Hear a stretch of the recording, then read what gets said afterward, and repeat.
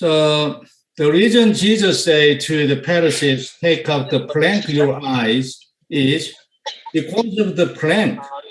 You cannot see who I am. ಯಾಕೆ ಸ್ವಾಮಿ ಆ ಕಪಟಿಗಳಾದ ಪರಿಸರರಿಗೆ ನಿಮ್ಮ ಕಣ್ಣಿಲಿರುವಂತ ತಲೆಯನ್ನ ತೆಗೆದು ಹಾಕ್ರಿ ಅಂತ ಹೇಳ್ತಾ ಇದ್ರೆ ಅಂತ ಹೇಳಿದ್ರೆ, ನೀವು ತೆಗೆಯದೆ ಹೋದ್ರೆ ನಾನು ಯಾರಾಗಿದ್ದೇನೆ, ನಾನು ಕ್ರಿಸ್ತನಾಗಿದ್ದೇನೆ ಅನ್ನೋದನ್ನ ನೀವು ನೋಡ್ಲಿಕ್ಕೆ ಆಗೋದೇ ಇಲ್ಲ. ಈ ಕಾರಣದಿಂದ ತೆಗಿಬೇಕೆಂಬುದಾಗಿ ಹೇಳ್ತಾ ಇದ್ದಾರೆ. This was the message Jesus wanted to say from verse 1 to 5. ಈ ಒಂದು 1ರಿಂದ 5ನೇ ವಚನದವರೆಗೂ ಇದನ್ನೇ ದೇವರು ಈ ಪರಿಸರ ಇರುವಂತ ಕಪಟಿಗಳಾಗಿರುವಂತ ಪರಿಸರರಿಗೆ ಸ್ವಾಮಿ ಹೇಳ್ಕೊಡುವಂತ ಸಂದೇಶವಾಗಿದೆ. The reason Jesus has come is to die on the cross and to say, I am Christ. ನಿಮಗೆಲ್ಲರೂ ಗೊತ್ತಿರುವ ಹಾಗೆ ಯೇಸು ಸ್ವಾಮಿ ಯಾಕಪ್ಪ ಈ ಲೋಕಕ್ಕೆ ಬಂದಿದ್ದಾನೆ ಅಂತ ಹೇಳಿದ್ರೆ, ಆತನು ಶಿಲುಬೆ ಮೇಲೆ ಸತ್ತು ತನ್ನ ಪ್ರಾಣವನ್ನ ಕೊಡುವುದರ ಮೂಲಕವಾಗಿ ಅನೇಕ ಜನರನ್ನ ರಕ್ಷಣೆಗೆ ನಡೆಸುವುದಕ್ಕೋಸ್ಕರವಾಗಿ ಬಂದಿದ್ದಾನೆ ಅನ್ನುವಂತ ವಿಷಯ ನಮಗೆ ಗೊತ್ತಿದೆ. And his dying and his shedding blood and his becoming Christ is a spiritual message. ಆತನು ಶಿಲುಬೆ ಮೇಲೆ ಸಾಯ್ತಾ ಇರುವುದು, ಜನರನ್ನ ರಕ್ಷಿಸ್ತಾ ಇರುವುದು, ಎಲ್ಲವೂ ಕೂಡ ಆತ್ಮಿಕವಾಗಿರುವಂತಹ ಸಂದೇಶವಾಗಿದೆ. ಇದೆಲ್ಲವೂ ಆತ್ಮಿಕ ವಲಯದಲ್ಲಿ ನಡೆಯುವಂತಹ ಕಾರ್ಯವಾಗಿದೆ. So verse 1 to 5 is the same thing. It is talking about, it was talking to the Pharisees saying, take out the plank, take out the plank from your eyes. ಸ್ವಾಮಿ, ಇದನ್ನ ನೀವು ನೋಡ್ಬೇಕು ಅಂದ್ರೆ ನಾನು ಮಾಡುವಂತ ಕಾರ್ಯದನ್ನೇ ನೀವು ನೋಡ್ಬೇಕು ಅಂತ ಹೇಳಿದ್ರೆ, ಕಪಟಿಗಳಾದ ಪರಿಸರ ಇರೇ ನಿಮ್ಮ ಕಣ್ಣಿಲಿರುವಂತ ತೊಲೆಗಳನ್ನ ತೆಗೆದಾಗ ಮಾತ್ರವೇ ಅದನ್ನ ನೀವು ನೋಡ್ಲಿಕ್ಕೆ ಸಾಧ್ಯ ಎಂಬುದಾಗಿ ಸ್ವಾಮಿ ಹೇಳ್ತಾ ಇದ್ದಾರೆ.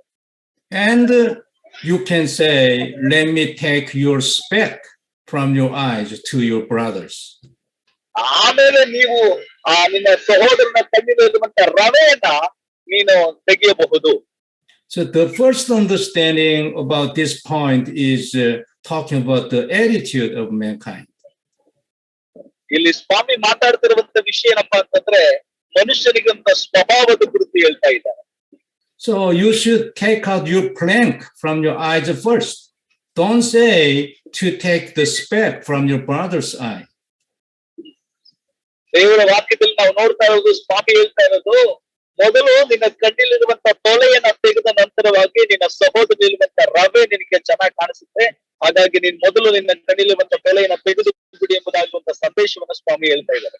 It is talking about the mankind's attitude or a physical attitude. It is true. ಹೌದು, ಈ ಒಂದು ವಾಕ್ಯ ನಮ್ಗೇನ್ ಹೇಳ್ತಾ ಇದೆ ಅಂತಂದ್ರೆ, ಮನುಷ್ಯನ ಹುಟ್ಟು ಗುಣದ ಬಗ್ಗೆ ಮಾತಾಡ್ತಾ ಇದೆ. ಅದು ಸತ್ಯವಾಗಿದೆ ಅಲ್ವಾ? But Jesus didn't come to be a physical teacher. ಯೇಸು ಸ್ವಾಮಿ ಒಬ್ಬ ಶಾರೀರಿಕವಾಗಿರುವಂತ ಗುರುವಾಗಿ ಈ ಲೋಕಕ್ಕೆ ಬಂದಿಲ್ಲ ಅನ್ನೋದು ಸತ್ಯ ವಿಷಯ. So he has come to give the spiritual message which can save people from their curse. ಯೇಸು ಸ್ವಾಮಿ ಬಂದದ್ದು ಆತ್ಮಿಕವಾಗಿರುವಂತ ಒಂದು ಸಂದೇಶವಾಗಿ ಕೊಡ್ಲಿಕ್ಕೆ, ಆತ್ಮಿಕನಾಗಿರುವಂತ ಗುರುವಾಗಿ ಬಂದಿದ್ದಾನೆ. ಅದು ಹೀಗೆ ಆತ್ಮಿಕವಾಗಿರುವಂತ ಶಾಪಗಳನ್ನ ಪಾಪಗಳನ್ನ ತೆಗೆದುಹಾಕುವುದಕ್ಕಾಗಿ ಬಂದಿದ್ದಾನೆ. So the problem we are facing right now is the spiritual problem. ನಾವು ಈಗಾಗಲೇ ಕಲಿಯುತ್ತಿರುವಂತ ಹಾಗೆ ನಾವು ಏನೆಲ್ಲ ಸಂಕಷ್ಟಗಳು ಸಮಸ್ಯೆಗಳು ಹೋಗ್ತಾ ಇದ್ದೀವೋ, ಇದೆಲ್ಲವೂ ಕೂಡ ಆತ್ಮಿಕ ವಲಯದಲ್ಲಿ ಆತ್ಮಿಕವಾಗಿ ನಡೆಯುವಂತ ಕಾರ್ಯಗಳೇ ಆಗಿದ್ದಾವೆ ಅಂತ. So what we need is a spiritual answer. Physical way cannot resolve the spiritual problem. ಇದು ಗೊತ್ತಿರುವ ಹಾಗೆ ಆತ್ಮಿಕವಾಗಿರುವಂತ ವಿಷಯಗಳು ಮಾತ್ರವೇ ಆತ್ಮದಲ್ಲಿರುವಂತ ಕಾರ್ಯಗಳ ಆತ್ಮದಲ್ಲಿರುವಂತ ಸಮಸ್ಯೆಗಳಿಗೆ ಪರಿಹಾರವನ್ನು ಒದಗಿಸುತ್ತದೆ ಎಂಬುದಾಗಿ ನಾವು ತಿಳ್ಕೊಂಡಿದ್ದೇವೆ. So this passage, verse from 1 to 5, has the spiritual message too. 1ರಿಂದ 5ನೇ ವಚನವರೆಗೂ ಹೇಳುತ್ತಿರುವಂತದ್ದು ಒಂದು ಆತ್ಮಿಕವಾಗಿರುವಂತ ಸಂದೇಶವೂ ಕೂಡ ಆಗಿದೆ. So Jesus said to the hypocrite, the Pharisees, take out the plank from your eyes. ಯೇಸು ಸ್ವಾಮಿ ಈ ಕಾರಣದಿಂದ ಆ ಪರಿಸರಿಗೆ ಹೇಳ್ತಾ ಇದ್ದಾನೆ, ನಿಮ್ಮ ಕಣ್ಣಿರುವಂತ ತೊಲೆಯನ್ನ ತೆಗೆದಾಕ್ರಿ ಅಂತ ಹೇಳ್ತಾ ಇದ್ದಾನೆ. because you have a big plank in your eye, so you cannot see who I am. ದೇವರು ಹೇಳ್ತಾ ಇದ್ದಾರೆ, ನಿಮ್ಮ ಕಣ್ಣುಗಳಲ್ಲಿ ಅತ್ಯಂತ ದೊಡ್ಡದಾಗಿರುವಂತ ತೊಲೆಗಳನ್ನ ಇಟ್ಕೊಂಡಿದ್ದೀರಾ, ಹಾಗಾಗಿ ನಾನು ಯಾರಾಗಿದ್ದೇನೆ, ನಾನು ಏನನ್ನ ಮಾಡ್ಲಿಕ್ಕೆ ಸಾಧ್ಯ ಎಂಬುದಾಗಿರುವಂತ ವಿಷಯವನ್ನ ನೀವು ನೋಡ್ಲಿಕ್ಕೂ ಆಗಲ್ಲ, ಅರ್ಥ ಮಾಡ್ಕೊಳ್ಳಿಕ್ಕೂ ಆಗಲ್ಲ. ಈ ಕಾರಣದಿಂದ ನಿಮ್ಮ ಕಣ್ಣಿರುವಂತ ತೊಲೆಗಳನ್ನ ಮೊದಲು ತೆಗೆರಿ ಎಂಬುದಾಗಿ ಸ್ವಾಮಿ ಹೇಳ್ತಾ ಇದ್ದಾರೆ. So Jesus said, don't judge your brothers. Take out your plank from your eyes first. ಸ್ವಾಮಿ ಹೇಳ್ತಾ ಇದ್ದಾರೆ, ನಿನ್ನ ಸಹೋದರನ ಕುರಿತು ತೀರ್ಪು ಮಾಡಬೇಡ, ಮೊದಲು ನಿನ್ನ ಕಣ್ಣಿಲಿರುವಂತಹ ತೊಲೆಯನ್ನ ತೆಗೆದುಹಾಕುವಂತೆ. And then you can see who I am and you can enjoy my power. ಸ್ವಾಮಿ ಹೇಳ್ತಾರೆ, ಆವಾಗ ಮಾತ್ರ, ಅಂದ್ರೆ ಆ ತೊಲೆಗಳನ್ನ ತೆಗೆದಾಕ್ದಾಗ ಮಾತ್ರವೇ ನನ್ನಲ್ಲಿರುವಂತ ನಾನು ಯಾರೆಂಬುದಾಗಿ ತಿಳ್ಕೊಳ್ತೀರಾ, ನನ್ನ ಶಕ್ತಿಯನ್ನ ನೀವು ಅನುಭವಿಸಲಿಕ್ಕೆ ಸಾಧ್ಯವಾಗುತ್ತದೆ ಎಂಬುದಾಗಿ ಹೇಳ್ತಾ ಇದ್ದಾರೆ. But today, even a lot of Christians has this big plank, so they don't know who Jesus is, even though they believe in Jesus. ಈ ಒಂದು ಕಾಲಘಟ್ಟದಲ್ಲಿ ಕೂಡ ಅನೇಕ ಕ್ರೈಸ್ತರೆಂಬುದಾಗಿ ಹೇಳಿಕೊಳ್ಳುವಂತವರಿಗೂ ಕೂಡ ಅವರ ಕಣ್ಣುಗಳಲ್ಲಿ ತೊಲೆ ಇರುವಂತ ಕಾರಣದಿಂದ ಕ್ರಿಸ್ತನು ಯಾರಾಗಿದ್ದಾನೆ, ಅದರಿಂದ ಅವನಿಂದ ಬರುವಂತ ಆಶೀರ್ವಾದಗಳು ಏನು ಅಂತ ನೋಡ್ಲಿಕ್ಕೆ ಸಾಧ್ಯವಾಗುವುದಿಲ್ಲ. ಕಾರಣ ಯಾಕೆ ಅಂತ ಹೇಳಿದ್ರೆ ಅವರ ಕಣ್ಣುಗಳಲ್ಲಿ ತೊಲೆಗಳನ್ನ ಇಟ್ಕೊಂಡಿದ್ದಾರೆ. So this message was given to us too. So we need to take out the plank from our eyes. ಈ ಒಂದು ಸಂದೇಶ ನಮಗೂ ಕೂಡ ಕೊಡಲ್ಪಡ್ತಾ ಇದೆ. ನಮ್ಮ ಕಣ್ಣುಗಳಲ್ಲಿರುವಂತ ತೊಲೆಗಳು ಏನೆಂಬುದಾಗಿ ಗುರುತಿಸಿ ಅದನ್ನ ತೆಗೆಯಬೇಕಾಗಿದೆ. The plank, this passage, the plank this passage is talking about is a spiritual plank. So the way to take out the plank from our eyes is Christ. ನೀವು ಚೆನ್ನಾಗಿ ಅರ್ಥ ಮಾಡ್ಕೊಳ್ಳಿ, ಈ ಒಂದು ತೊಲೆ ಅಂತ ಏನ್ ಹೇಳ್ತಾ ಇದೆ ಅದೊಂದು ಆತ್ಮಿಕವಾಗಿರುವಂತ ವಿಷಯವಾಗಿದೆ.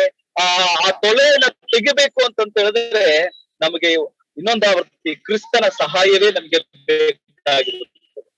If you understand Christ more and more, if you enjoy Christ more and more, you can take out the plank more and more from your eyes. ನೀವು ಯೇಸು ಕ್ರಿಸ್ತನ ಹೆಚ್ಚಾಗಿ ಅನುಭವಿಸಿ ಯೇಸು ಕ್ರಿಸ್ತನಲ್ಲಿ ಸಂತೋಷ ಪಡುತ್ತಾ ಇರುವುದಾದ್ರೆ ನಿಮ್ಮ ಕಣ್ಣಲ್ಲಿರುವಂತ ತೊಲೆಗಳನ್ನ ನೀವು ತೆಗೆಯುವುದಕ್ಕೆ ಸಾಧ್ಯವಾಗುತ್ತದೆ. ಹೀಗೆ ನೀವು ಸಂತೋಷವಾಗಿರಬಹುದು ಕ್ರಿಸ್ತನಲ್ಲಿ. And the next verse 6 is saying that do not give those what is sacred. Do not throw your pearls to the pigs. ದೇವರ ವಾಕ್ಯ 6ನೇ ವಚನದಲ್ಲಿ ಹೇಳ್ತಾ ಇರುವಂತದ್ದು, ದೇವರ ವಸ್ತುಗಳನ್ನ ನಾಯಿಗಳಿಗೆ ಹಾಕಬೇಡ್ರಿ, ನಿಮ್ಮ ಮುತ್ತುಗಳನ್ನ ಹಂದಿಗಳ ಮುಂದೆ ಚೆಲ್ಲಬೇಡ್ರಿ ಎಂಬುದಾಗಿರುವಂತ ಸಂದೇಶವನ್ನ ಸ್ವಾಮಿ ಮಾತಾಡ್ತಾ ಇದ್ದಾರೆ. And what is sacred and the pearls means gospel. ಇಲ್ಲಿ ಅರ್ಥ ಮಾಡ್ಕೊಳ್ಬೇಕು, ಇಲ್ಲಿ ದೇವರ ವಸ್ತು ಮತ್ತೆ ಮುತ್ತುಗಳು ಏನು ಅಂತ ಹೇಳಿದ್ರೆ ಅದು ದೇವರ ಸುವಾರ್ತೆಯಾಗಿದೆ ಅನ್ನುವಂತ ವಿಷಯ. And dogs and the pigs means the people who don't like gospel, like the Pharisees. ಇಲ್ಲಿ ನಾಯಿಗಳು ಮತ್ತೆ ಹಂದಿಗಳು ಯಾರು ಅಂತ ಹೇಳಿದ್ರೆ ಸುವಾರ್ತೆಯನ್ನ ನಿರಾಕರಿಸುವಂತ, ಸುವಾರ್ತೆಯನ್ನ ದ್ವೇಷಿಸುವಂತ ಪರಿಸರ ಇರುವಂತ ಜನರಂತ ಆಗಿದ್ದಾರೆ. So Jesus said to his disciples, don't give my gospel to that kind of people, because they will break my gospel. ದೇವರು ಹೇಳ್ತಾ ಇದ್ದಾರೆ, ಇಂಥ ಸ್ವಭಾವವಿರುವಂತ, ಅಂದ್ರೆ ನಾಯಿಗಳಂತ ಹಂದಿಗಳಂತ ಸ್ವಭಾವ ಇರುವಂತ ಪರಿಸರ ಇರುವಂತ ಜನಗಳಿಗೆ ನನ್ನ ಸುವಾರ್ತೆಯನ್ನ ಕೊಡಬೇಡಿ, ಯಾಕಂದ್ರೆ ಅವರು ನನ್ನ ಸುವಾರ್ತೆಯನ್ನ ಮುರಿದಾಕುವಂತವರು, ಅಪಹಾಸ್ಯ ಮಾಡುವಂತವರು ಆಗಿರ್ತಾರೆ, ಅದಕ್ಕಾಗಿ ಕೊಡಬೇಡಿ ಅವರಿಗೆ ಅಂತಿಮವಾಗಿ ಸ್ವಾಮಿ ಹೇಳ್ತಾ ಇದ್ದಾರೆ. And the next passage 7-12 is talking about pray and then you're gonna be answered. ದೇವರ ವಾಕ್ಯ ನೆಕ್ಸ್ಟ್ 7ರಿಂದ 11ನೇ ವಚನ ನಾವು ನೋಡುವಂತದ್ದು, ಪ್ರಾರ್ಥನೆ ಮಾಡುವಾಗ ನಿನಗೆಲ್ಲವೂ ಕೊಡಲ್ಪಡುತ್ತದೆ, ಉತ್ತರಕ್ಕೂ ಹೊಂದಿಕೊಳ್ಳಿ ಎಂಬುದಾಗಿ ಒಂದು ವಿಷಯದ ಸ್ವಾಮಿ ಮಾತಾಡ್ತಾ ಇದ್ದಾರೆ. And the sick and the find and the knock, and then the door will be open to you. ದೇವ್ರು ಹೇಳ್ತಾರೆ, ಬೇಡಿಕೊಳ್ಳ್ರಿ, ಹುಡುಕಿರಿ ಆಗ ನಿಮಗೆಲ್ಲವೂ ಸಿಕ್ಕುತ್ತದೆ, ತೆರೆಯಲ್ಪಡುತ್ತದೆ, ಹೊಂದಿಕೊಳ್ಳುವಿರಿ ಎಂಬುದಾಗಿ ಹೇಳ್ತಾ ಇದ್ದಾರೆ. So even though you are evil man, but you want to give good things to your son and the daughters. ದೇವರು ಹೇಳ್ತಾ ಇದ್ದಾರೆ, ನೀವು ಕೆಟ್ಟ ಮಕ್ಕಳ ದೇವರ ಕಣ್ಣುಗಳಲ್ಲಿ ನೀವು ಕೆಟ್ಟವರಾಗಿದ್ರು ಕೂಡ ನಿಮ್ಮ ಮಕ್ಕಳಿಗೆ ಒಳ್ಳೆಯದನ್ನ ಕೊಡ್ಬೇಕಂತ ಹೇಳಿ ನೀವು ಬಯಸ್ತೀರಾ, ಹಾಗೆ ದೇವರು ಇನ್ನೂ ಎಷ್ಟೋ ಹೆಚ್ಚಾಗಿ ಕೊಡ್ತಾನಲ್ವಾ ಅನ್ನುವಂತ ಸಂದೇಶವನ್ನ ಸ್ವಾಮಿ ಹೇಳ್ತಾ ಇದ್ದಾರೆ. God, your Father who is good, wants to give you much more, much better than you. ನೀವು ಕೆಟ್ಟವರಾದ ನೀವೇ ನಿಮ್ಮ ಮಕ್ಕಳಿಗೆ ಇಂತ ಒಳ್ಳೆಯ ಪದಾರ್ಥಗಳನ್ನ ಕೊಡ್ತೀನಿ ಎಂಬುದಾಗಿರೋದಾದ್ರೆ, ದೇವರು ಇನ್ನೂ ಎಷ್ಟೋ ಹೆಚ್ಚಾಗಿರುವಂತ ಉತ್ತಮವಾಗಿರುವಂತ ಕಾರ್ಯಗಳನ್ನ ದೇವರು ನಿಮಗೆ ಕೊಡುತ್ತಾನೆ ಎಂಬುದಾಗಿರುವಂತ ಸಂದೇಶವನ್ನು ಸ್ವಾಮಿ ಹೇಳ್ತಾ ಇದ್ದಾರೆ. And ಮ್ಯೂಟ್ ಮಾಡ್ಕೊಳ್ಳಿ.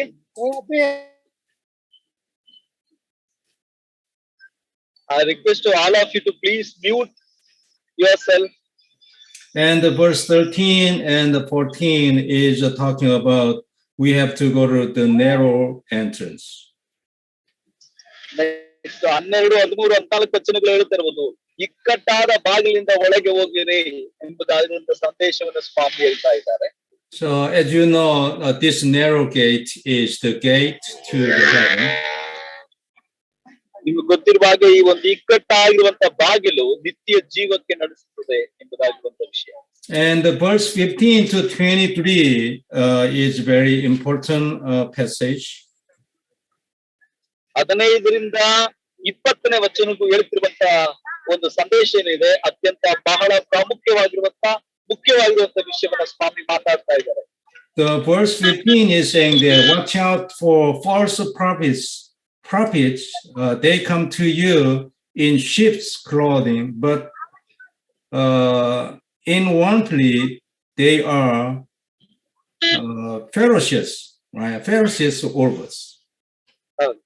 ನೆಕ್ಸ್ಟ್ 15ನೇ ವಚನ ನೋಡಿದ್ರೆ, ಸುಳ್ಳು ಪ್ರವಾದಿಗಳ ವಿಷಯದಲ್ಲಿ ಎಚ್ಚರವಾಗಿರ್ರಿ, ಅವರು ಕುರಿ ವೇಷ ಹಾಕಿಕೊಂಡು ನಿಮ್ಮ ಬಳಿಗೆ ಬರುತ್ತಾರೆ, ಆದ್ರೆ ಒಳಗೆ ನೋಡಿದ್ರೆ ಅವರು ಹಿಡಿದುಕೊಂಡು ಹೋಗುವ ತೋಳಗಳೇ. So Jesus is talking about the false prophet. ಯೇಸು ಸ್ವಾಮಿ ಇಲ್ಲಿ ಸುಳ್ಳು ಪ್ರವಾದಿಗಳ ಕುರಿತು ಮಾತಾಡ್ತಾ ಇದ್ದಾರೆ. According to this passage, the false prophet made a lot of miracles. Sorry? According to this passage, the false prophet made a lot of miracles even. ಈ ಒಂದು ವಾಕ್ಯದ ಭಾಗದಲ್ಲಿ ನಾವು ನೋಡ್ತಾ ಇರುವುದಾದ್ರೆ, ಈ ಒಂದು ಸುಳ್ಳು ಪ್ರವಾದಿಗಳು ಸುಳ್ಳಾಗಿರುವಂತಹ ಅದ್ಭುತಗಳನ್ನ, ಮಹತ್ಕಾರ್ಯಗಳನ್ನ ಮಾಡುವುದನ್ನು ಕೂಡ ನಾವು ಕೇಳಿಸ್ಕೊಳ್ತಾ ಇದ್ದೇವೆ, ನೋಡ್ತಾ ಇದ್ದೇವೆ. So verse 22 is saying that many will say to me on their way, Lord, Lord, did we not prophesy in your name, and in your name drive out a lot of demons and perform many miracles? 22ನೇ ವಚನದಲ್ಲಿ ಹೋದ್ರೆ ಈ ಸುಳ್ಳು ಪ್ರವಾದಿಗಳು ಹೇಳುವುದನ್ನು ನೀವು ಕೇಳಿಸ್ಕೊಳ್ಬಹುದು, ಸ್ವಾಮಿ ಸ್ವಾಮಿ ನಿಮ್ಮ ಹೆಸರಿನಲ್ಲಿ ನಾವು ಬೋಧನೆ ಹೇಳಿಲ್ಲವೇ, ನಿನ್ನ ಹೆಸರಿನ ಮೇಲೆ ಅನೇಕ ಮಹತ್ಕಾರ್ಯ ಮಾಡಲಿಲ್ಲವೇ ಎಂಬುದಾಗಿರುವಂತ ವಿಷಯವನ್ನ ಅಂದು ಯೇಸುವಿಗೆ ಅವರು ಹೇಳಲಿಕ್ಕಿದ್ದಾರೆ ಎಂಬುದಾಗಿ ನಾವು ಕೇಳಿಸ್ಕೊಳ್ತಾ ಇದ್ದೇವೆ. So they said to Jesus, we performed a lot of miracles and we drive out a lot of demons. ಸ್ವಾಮಿಗೆ ಅವ್ರು ಹೇಳ್ತಾ ಇದ್ದಾರೆ, ನಿಮ್ಮ ಹೆಸರಿನಲ್ಲಿ ಅನೇಕ ಬೋಧೆಯನ್ನ ಮಾಡ್ತೇವೆ, ದೆವ್ವಗಳನ್ನ ಬಿಡಿಸ್ತೋ, ಮಹತ್ಕಾರ್ಯಗಳನ್ನ ಮಾಡಿಲ್ವಾ ಎಂಬುದಾಗಿ ಹೇಳ್ತಾ ಇದ್ದಾರೆ. And we prophesied in your name very much. ಅವ್ರು ಹೇಳ್ತಾರೆ, ನಿನ್ನ ಹೆಸರು ನಾವು ಪ್ರವಾದನೆ ಹೇಳಿಲ್ವಾ ಎಂಬುದಾಗಿ ಹೇಳ್ತಾರೆ. Even though they said like that, but verse 23 is saying that I don't know who you are. ಇವ್ರು ಇದೆಲ್ಲ ಹೇಳ್ತಾ ಇದ್ದಾರೆ, ಆದ್ರೆ ದೇವರು ಹೇಳ್ತಾರೆ, ನನಗೆ ಗೊತ್ತೇಪ್ಪ.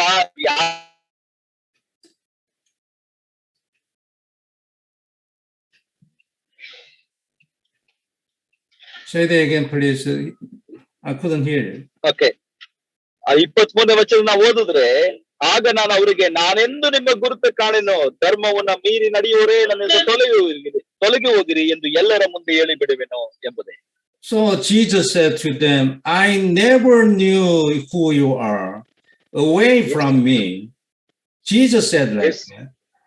ಯೇಸು ಸ್ವಾಮಿ ಹೇಳ್ತಾರೆ, ನೀವ್ ಯಾರೋ ನನಗೆ ಗೊತ್ತೇ ಇಲ್ಲ, ನಿಮ್ ಗುರುತೇ ನನಗೆ ಗೊತ್ತಿಲ್ಲ, ತೊಲಗಿ ಹೋಗಿರಿ, ಧರ್ಮವನ್ನು ಮೀರಿ ನಡೆಯುವರೆ ಎಂಬುದಾಗಿ ಸ್ವಾಮಿ ಹೇಳ್ತಾರೆ. Maybe I think even in India, same thing. In Korea, there are some people who said themselves as a prophet from God. ಒಂದ್ ವೇಳೆ ಈವನ್ ಭಾರತ ದೇಶದಲ್ಲಿಯೂ, ಆಮೇಲೆ ನಮ್ಮ ದೇಶವಾಗಿರುವಂತ ಕೊರಿಯಾದಲ್ಲೂ ಕೂಡ ಬಂದ್ಬಿಟ್ಟು ಈ ಜನರು ಹಂಗೆ ಹೇಳ್ಕೊಡುವಂತ ಸುಳ್ಳು ಪ್ರವಾದಿಗಳು, ನಾವೇ ಸತ್ಯವಂತ ಪ್ರವಾದಿಗಳು ಎಂಬುದಾಗಿ ಹೇಳಿಕೊಳ್ಳುವಂತವ್ರು ಇದ್ದಾರೆ. So they tried to hear some people, or they tried to drive out demons from some people. They tried a lot of things like this. ಇಂಥವರು ಅನೇಕ ಅದ್ಭುತಗಳನ್ನ ಮಾಡ್ಬೇಕು, ಅನೇಕ ದೆವ್ವಗಳನ್ನ ಓಡಿಸುವುದಕ್ಕೆ ಪ್ರಯತ್ನ ಮಾಡ್ತಾ ಇದ್ದಾರೆ, ಯಾಕಂದ್ರೆ ಅವ್ರು ತೋರಿಸ್ಕೊಳ್ಬೇಕಾಗಿದೆ ತಾವು ಪ್ರವಾದಿಗಳು ಎಂಬುದಾಗಿ. But sometimes it happens, sometimes it didn't happen. ಆದ್ರೆ ಕೆಲವೊಂದ್ ಸಾರಿ ಅದು ನಡೀತದೆ, ಕೆಲವೊಂದ್ ಸಾರಿ ನಡೆಯೋದಿಲ್ಲ. Anyway, today this passage is talking about is Jesus said, I don't know who you are, away from me. ಯೇಸು ಸ್ವಾಮಿ ಹೇಳ್ತಾರೆ, ನೀವು ಯಾರೋ ನನಗೆ ಗೊತ್ತೇ ಇಲ್ಲ, ನನ್ನನ್ನು ಬಿಟ್ಟು ಹೋಗಿರಿ, ಧರ್ಮ ಮೀರಿ ನಡೆಯುವರೆ ಎಂಬುದಾಗಿ ಸ್ವಾಮಿ ಹೇಳ್ತಾರೆ. And Jesus said to them, away from me, you evil doers. ಯೇಸು ಸ್ವಾಮಿ ಹೇಳ್ತಾರೆ, ನನ್ನನ್ನು ಬಿಟ್ಟು ಹೋಗಿರಿ, ಎಲ್ಲಾ ಕೆಟ್ಟ ಕಾರ್ಯಗಳನ್ನ ಮಾಡುವಂತವರೇ ಎಂಬುದಾಗಿ. But they said, we have done everything in your name. But ಆದ್ರೆ ಅವರು ಹೇಳ್ತಾರೆ, ನಾವು ನಿಮ್ಮ ಹೆಸರಿನಲ್ಲಿ ಎಲ್ಲಾ ಒಳ್ಳೆ ಕೆಲಸಗಳನ್ನ ಮಾಡಿದ್ದೇವೆ ಅಂತ ಹೇಳಿ. But Jesus said, no, you are evil doers. ಆದ್ರೆ ಯೇಸು ಸ್ವಾಮಿ ಹೇಳ್ತಾರೆ, ಇಲ್ಲ, ನೀವು ಅತ್ಯಂತ ದೊಡ್ಡ ಕೆಟ್ಟ ಕೆಲಸವನ್ನ ಮಾಡಿದಂತವ್ರು ನೀವು, ನನ್ನನ್ನು ಬಿಟ್ಟು ಹೋಗ್ರಿ ಅಂತ. Even though they said, we have done everything, we drive out demons in your name, and we prophesied in your name, but Jesus said, no, I don't know who you are. Away from me, you evil doers. ಯೇಸು ಸ್ವಾಮಿ ಹೇಳ್ತಾರೆ, ಯೇಸು ಸ್ವಾಮಿ ಹತ್ರ ಇವ್ರು ಬಂದು ಹೇಳ್ತಾರೆ, ನಾವು ನಿಮ್ಮ ಹೆಸರಿನಲ್ಲಿ ಎಲ್ಲಾ ಒಳ್ಳೆಯ ಕಾರ್ಯಗಳನ್ನ ಮಾಡಿದ್ದೇವೆ, ಎಲ್ಲಾ ರೀತಿಯಾಗಿರುವಂತ ಒಳ್ಳೆಯ ಕಾರ್ಯಗಳನ್ನ ಮಾಡಿದೀವಿ ಎಂಬುದಾಗಿ ಇವ್ರು ಹೇಳುವಾಗ ಸ್ವಾಮಿ ಹೇಳ್ತಾರೆ, ಇಲ್ಲ, ನೀವ್ ಯಾರು ಅನ್ನೋದು ನನಗೆ ಗೊತ್ತೇ ಇಲ್ಲ, ನನ್ನನ್ನು ಬಿಟ್ಟು ಹೋಗ್ರಿ ಎಂಬುದಾಗಿ ಸ್ವಾಮಿ ಹೇಳ್ತಾರೆ. It means it is come from Satan. ಹಂಗಂದ್ರೆ ಇದು ಸೈತಾನದಿಂದ ಬಂದಿರುವಂತದ್ದು ಅನ್ನೋದನ್ನ ನಾವು ಮರಿಬಾರದು. That's why Jesus said, you are evil doers. ಅದಕ್ಕೇನೆ ಸ್ವಾಮಿ ಹೇಳಿದ್ದು, ನೀವು ಅತ್ಯಂತ ಕೆಟ್ಟವರು, ಕೆಟ್ಟ ಕೆಲಸವನ್ನ ಮಾಡದಂತವರು ಅಂತ. And then, how can we know they are evil doers or false prophet or normal prophet? Okay, ಹಾಗಾದ್ರೆ ನಾವು ಈ ಒಂದು ಸುಳ್ಳು ಪ್ರವಾದಿಗಳು ಅಥವಾ ನಿಜ ಪ್ರವಾದಿಗಳು ಅಂತ ಹೇಗೆ ನಾವು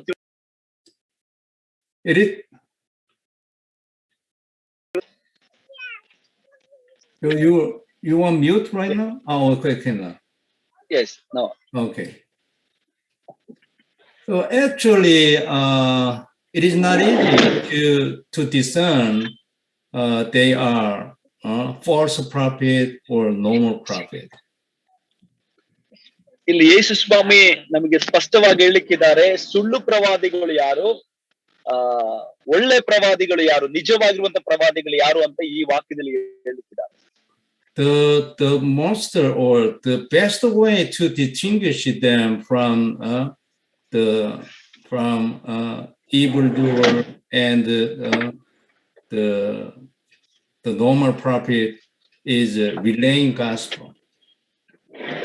ನೀವು ನೆನ್ಪಿಟ್ಕೊಳ್ಬೇಕು, ನಾವು ಸುಳ್ಳು ಪ್ರವಾದಿಗಳನ್ನು ಮತ್ತೆ ನಿಜವಾಗಿರುವಂತ ಪ್ರವಾದಿಗಳನ್ನು ಹೇಗಪ್ಪ ಕಾಣಬಹುದು ಅಂತ ಹೇಳಿದ್ರೆ, ಸುವಾರ್ತೆ ಮೂಲಕವಾಗಿ, ಅಂದ್ರೆ ದೇವರ ವಾಕ್ಯದ ಮೂಲಕವಾಗಿ ಅನ್ನೋದನ್ನ ನೆನ್ಪಿಟ್ಕೊಳ್ಳಿ. ದಯಮಾಡಿ ಯಾರೋ ಮ್ಯೂಟ್ ಮಾಡಿಲ್ಲ ಮಾಡಿ. If they come from the Satan, they cannot hear gospel. ನೆನ್ಪಿಟ್ಕೊಳ್ಳಿ, ಸೈತಾನನಿಂದ ಬಂದಿರುವಂತ ಸುಳ್ಳು ಪ್ರವಾದಿಗಳು ಸರಿಯಾಗಿರುವಂತ ಸತ್ಯ ಸುವಾರ್ತೆಯನ್ನ ಕೇಳಿಸಿಕೊಳ್ಳಿಕ್ಕೆ ಸಾಧ್ಯವಿಲ್ಲ. Especially Genesis chapter 3 verse 15 and Matthew 16:16, if we say this and then they cannot hear.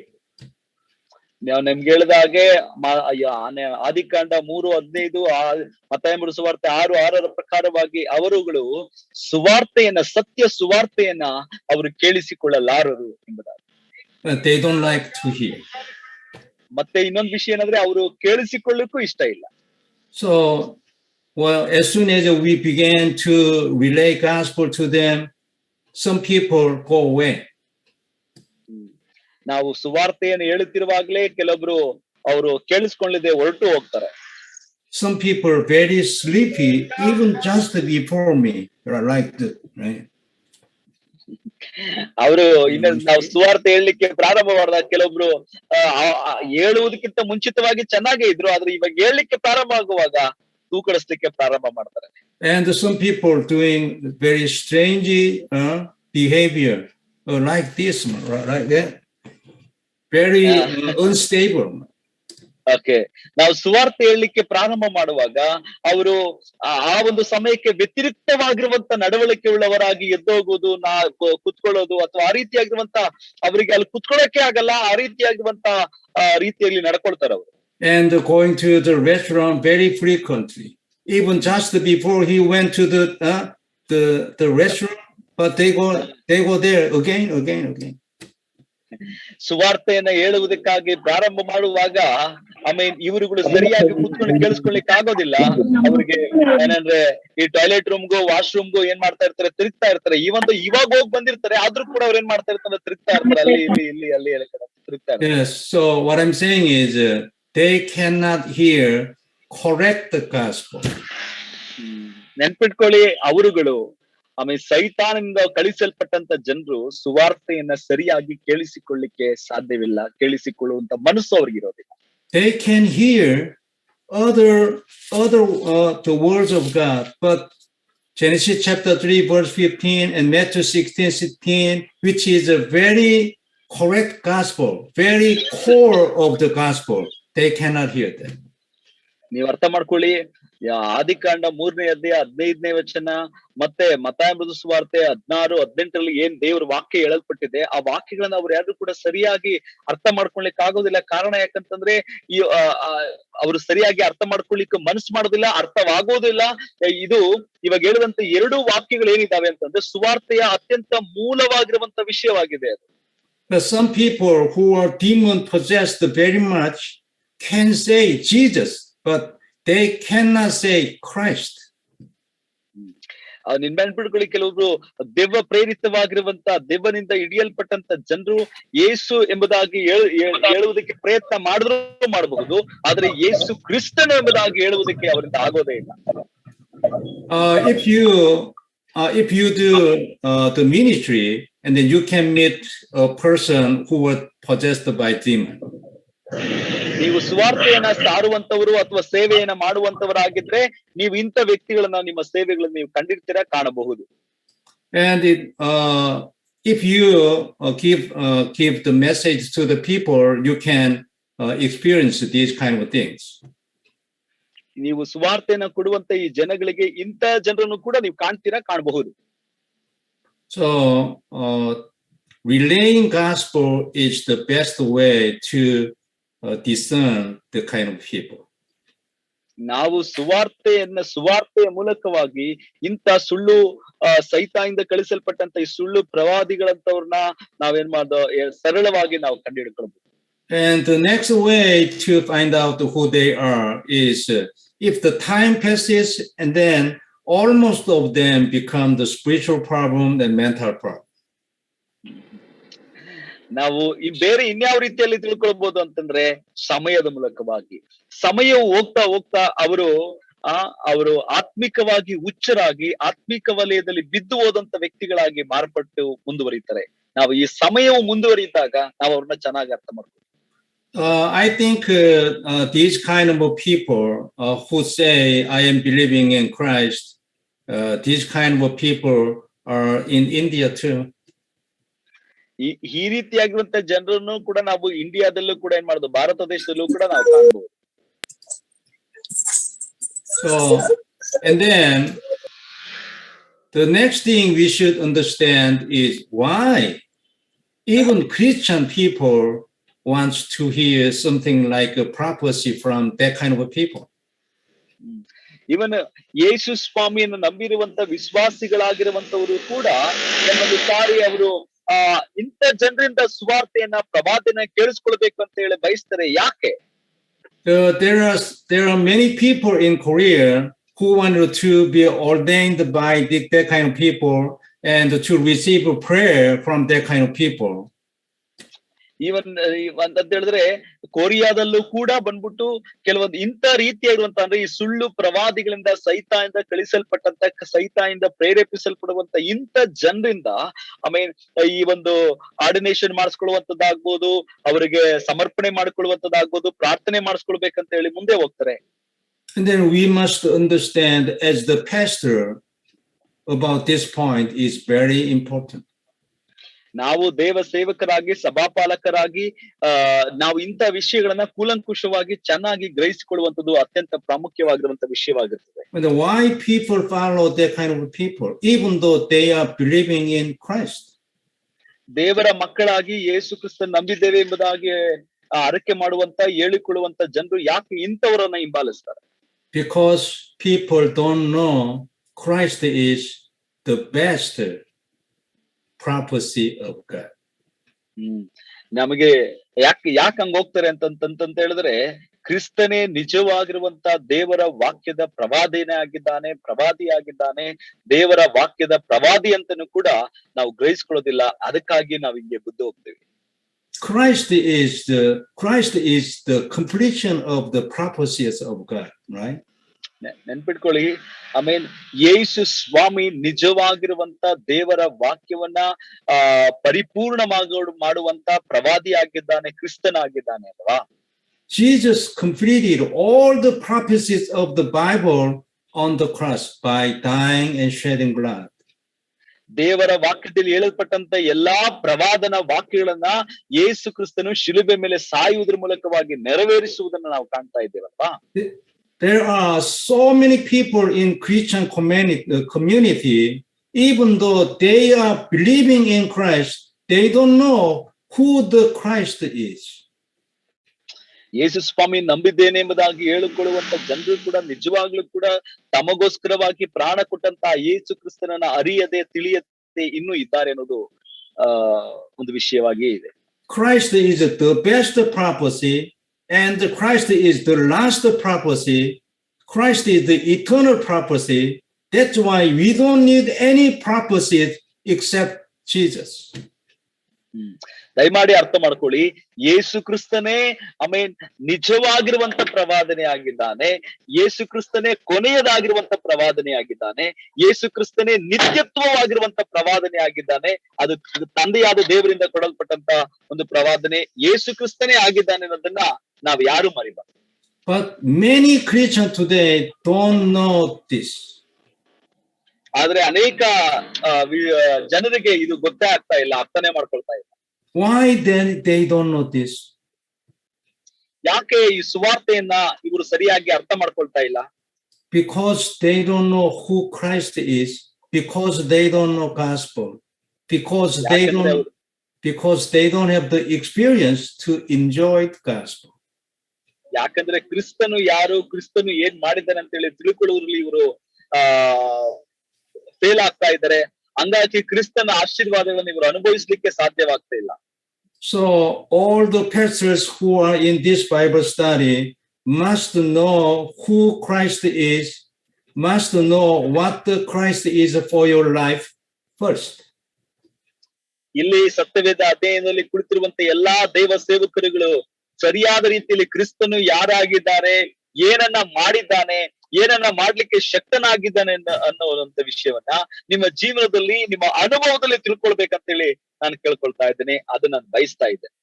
The first way to know who Christ is learning from the Bible study. ಯೇಸು ಕ್ರಿಸ್ತನು ಯಾರಾಗಿದ್ದಾನೆ ಅನ್ನೋದನ್ನ ತಿಳ್ಕೊಳ್ಬೇಕಾದ್ರೆ ನಾವು ಸತ್ಯವೇದ ಅಧ್ಯಯನದಿಂದ ಮಾತ್ರವೇ ಸಾಧ್ಯ ಅನ್ನೋದನ್ನ ಅರ್ಥ ಮಾಡ್ಕೊಳ್ಳಿ. But even though we have the knowledge, even though we have the perfect knowledge about the Christ, if we don't enjoy Christ, and if we don't have experience from the enjoying Christ, we cannot have the practical knowledge. ಚೆನ್ನಾಗಿ ಅರ್ಥ ಮಾಡ್ಕೊಳ್ಳಿ, ಯೇಸು ಕ್ರಿಸ್ತನ ಅನುಭವದಲ್ಲಿ ನೀವು ಸವಿದು ನೋಡದೆ ಹೋದ್ರೆ ಕ್ರಿಸ್ತನಲ್ಲಿರುವಂತ ಯಾವ ಆಶೀರ್ವಾದವನ್ನು ನೀವು ಹೊಂದಿಕೊಳ್ಳಿಕ್ಕೆ ಸಾಧ್ಯವಿಲ್ಲ. ನಮ್ಮ ಅನುಭವದಲ್ಲಿ ಸವಿದು ನೋಡ್ಕೊಳ್ಬೇಕಾಗುತ್ತೆ.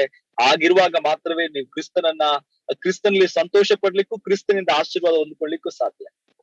So you will know who the Christ is through the experience of enjoying Christ.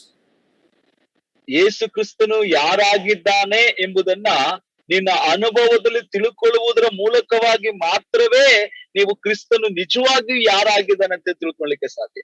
And then you will know Christ is the best and the last prophecy of God. So we don't need any prophecies else, but ಯಾವಾಗ ಕ್ರಿಸ್ತನನ್ನ ನೀವು ನಿಮ್ಮ ಅನುಭವದಲ್ಲಿ ತಿಳ್ಕೊಳ್ಳಿಕ್ಕೆ ಹೋಗ್ತಿರೋ ಅವಾಗ ಮಾತ್ರವೇ ಕ್ರಿಸ್ತನೇ ನಿಜವಾಗಿರುವಂತ ಪ್ರವಾದನೆ ಆಗಿದ್ದಾನೆ. ಆತನೇ ಕೊನೆಯದಾಗಿರುವಂತ ಪ್ರವಾದನೆ ಆಗಿದೆ. ಆತನ ಬಿಟ್ಟರೆ ಬೇರೊಂದು ಪ್ರವಾದನೆ ಇಲ್ಲ. ಮತ್ತೆ ಆತನ ಇಲ್ಲದೆ ಇರುವಂತ ಒಂದು ಪ್ರವಾದನೆ ನಮಗೆ ಬೇಕಿಲ್ಲ ಎಂಬುವಂತ ತೀರ್ಮಾನಕ್ಕೆ ನೀವೇ ಬರ್ತೀರಾ. What God promised us is Christ only, right? ದೇವರು ನಮಗೆ ವಾಗ್ದಾನ ಮಾಡಿದ ಯೇಸು ಕ್ರಿಸ್ತನೇ ಆಗಿದ್ದಾನದನ್ನ ಮರಿಬೇಡಿ ಅಲ್ವಾ. And then what is all the verses of the Bible? What is all the prophecies of the Bible concerning the Christ? ನೀವು ನೆನ್ಪಿಟ್ಕೊಳ್ಳಿ ಅಂತಂದ್ರೆ ಇಡೀ ಸತ್ಯವೇದ ತಾತ್ಪರ್ಯ ಯಾವುದೇ ಭಾಗವನ್ನ ಕೀರ್ತನೆಗಳು, ಪ್ರವಾದನೆಗಳು, ಶಾಸ್ತ್ರಗಳು ನೀವು ಯಾವುದನ್ನೇ ತಿರುಗಿಸಿದ್ರು ಕೂಡ ಅದರ ಮೂಲ ವ್ಯಕ್ತಿ ಯಾರು ಅಂತಂತ ಹೇಳಿದ್ರೆ ಯೇಸು ಕ್ರಿಸ್ತನೇ ಆಗಿದ್ದಾನೆ ಅನ್ನೋದನ್ನ ನಾವು ತಿಳ್ಕೊಳ್ತಾ ಇದೀವಲ್ವಾ. All the prophecies of the Bible were promised in Christ. ಸತ್ಯವೇದದಲ್ಲಿ ಹೇಳಲ್ಪಟ್ಟಂತ ಒಂದೊಂದು ಪ್ರವಾದನೆಯು ಕೂಡ ಕ್ರಿಸ್ತನಲ್ಲಿ ನೆರವೇರುತ್ತದೆ, ಕ್ರಿಸ್ತನ ಮೂಲಕವಾಗಿ ನಮಗೆ ಕೊಡಲ್ಪಟ್ಟಿದೆ. So no matter how much good prophecy is, it cannot happen out of Christ. ನೆನ್ಪಿಟ್ಕೊಳ್ಳಿ, ಪ್ರವಾದನೆ ಎಷ್ಟೇ ಉನ್ನತವಾಗಿದ್ರು, ದೊಡ್ಡದಾಗಿದ್ರು, ಉತ್ತಮವಾಗಿದ್ರು, ಕ್ರಿಸ್ತನಿಲ್ಲದೆ ನಮಗೆ ಒಂದು ಪ್ರವಾದನೆ ನಮ್ಮ ಜೀವನದಲ್ಲಿ ನೆರವೇರುವುದಕ್ಕೆ ಸಾಧ್ಯವಿಲ್ಲ ಅನ್ನೋದನ್ನ ಅರ್ಥ ಮಾಡ್ಕೊಳ್ಳಿ. All the verses, all the prophecies, and all the promises must happen in Christ only. Out of Christ, no taking place. ನೀವು ನೆನ್ಪಿಟ್ಕೊಳ್ಬೇಕಾಗಿರುವಂತ ಮತ್ತೊಂದು ವಿಷಯ ಏನಂತಂದ್ರೆ, ಕ್ರಿಸ್ತನಿಲ್ಲದೆ ಯಾವ ಪ್ರವಾದನೆಯು, ಯಾವ ದೇವರ ವಾಗ್ದಾನಗಳು ನಮಗೆ ಸಿಕ್ಕೋದಿಲ್ಲ ಅನ್ನೋದನ್ನ ನೀವೆಲ್ಲರೂ ಕೂಡ ತಿಳ್ಕೊಳ್ಬೇಕು. ಕ್ರಿಸ್ತನ ಮೂಲಕವಾಗಿ ಮಾತ್ರವೇ ವಾಗ್ದಾನಗಳು ಅಥವಾ ಪ್ರವಾದನೆಗಳು ನಮ್ಮಲ್ಲಿ ನಮ್ಮ ಮೂಲಕವಾಗಿ ನೆರವೇರ್ಲಿಕ್ಕೆ ಸಾಧ್ಯ. So even though they made a lot of miracles and a lot of driving out demons and a lot of prophecies, and if it was not done in Christ, it is nothing. That's why Jesus said, I don't know who you are. Away from me. ಈ ಸುಳ್ಳು ಪ್ರವಾದಿಗಳು ಅನೇಕ ಪ್ರವಾದನೆಗಳನ್ನ ಮಾಡಿದ್ರು, ಅನೇಕ ಬೋಧನೆಗಳನ್ನ ಮಾಡಿದ್ರು, ಅನೇಕ ದೆವ್ವಗಳನ್ನ ಓಡಿಸಿದ್ರು. ಇದೆಲ್ಲ ಮಾಡಿದ್ದು ಕ್ರಿಸ್ತನ್ ಇಲ್ಲದೆ ಮಾಡಿದ್ರು. ಅಂದ್ರೆ ಯೇಸು ಕ್ರಿಸ್ತನ ಬಿಟ್ಟು ಯೇಸು ಕ್ರಿಸ್ತನ ಹೊರಗೆ ಮಾಡಿದ್ರಿಂದ ಈಗ ಕ್ರಿಸ್ತನ್ ಹೇಳ್ತಾ ಇದ್ದಾನೆ, ನೀವ್ ಯಾರು ನನಗೆ ಗೊತ್ತೇ ಇಲ್ಲ, ನನ್ನಿಂದ ಬಿಟ್ಟು ಹೋಗ್ರಿ ಅಂತ ಯೇಸುಸ್ವಾಮಿ ಹೇಳ್ತಾ ಇದ್ದಾರೆ. So the next reason even the Christians are following that kind of people is that they don't know the Christ is the answer for their life.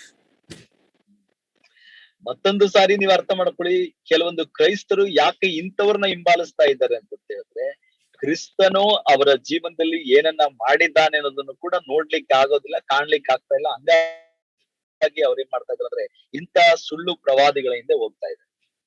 All mankind problem come from the original sin and come from the Satan, right? ನಾವ್ ಇವಾಗಲೇ ಕೇಳಿಸಿಕೊಂಡ ಹಾಗೆ, ಕಲಿತುಕೊಂಡ ಹಾಗೆ ಎಲ್ಲಾ ರೀತಿಯಾಗಿರುವಂತಹ ಸಮಸ್ಯೆಗಳು ಮನುಕುಲಕ್ಕೆ ಬಂದಿದ್ದು ಆದಾಮನ ಮೂಲ ಪಾಪವಾಗಿರುವಂತಹ ಆದಾಮನ ಪಾಪದಿಂದ ಸೈತಾನನ ಮೂಲಕವಾಗಿ ಅಂತ ಹೇಳಿ ನಾವು ಕಲ್ತ್ಕೊಂಡಿದ್ದೇವಪ್ಪ. So even our all physical problem is spiritual problem, right? ನಮಗಿರುವಂತ ಎಲ್ಲಾ ಸಮಸ್ಯೆಗಳು ಶಾರೀರಿಕವಾಗಿಯೋ ಆತ್ಮಿಕವಾಗಿಯೋ ಅದು ಎಲ್ಲಿಂದ ಬಂದಿದೆ ಅಂದ್ರೆ ಆತ್ಮಿಕ ವಲಯದಿಂದಲೇ ಬಂದಿದ್ದೇವೆ ಅನ್ನೋದನ್ನ ಅರ್ಥ ಮಾಡ್ಕೊಳ್ಬೇಕು. And then we need is a spiritual answer. This spiritual answer given by God is Christ and his dying and shedding blood. ಈ ಒಂದು ಏನ್ ನಮಗೆ ಸಮಸ್ಯೆಗಳಂತ ಏನಿದೆ ಅದು ಆತ್ಮಿಕವಾಗಿ ಬಂದಿದೆ. ಆ ಆತ್ಮಿಕವಾಗಿ ಬಂದಿರುವಂತ ಸಮಸ್ಯೆಗಳನ್ನ ನಾವು ಬಗೆಹರಿಸ್ಕೊಳ್ಬೇಕು ಅಂದ್ರೆ ಆತ್ಮನ ಮೂಲಕವಾಗಿ ಮಾತ್ರವೇ ಸಾಧ್ಯ.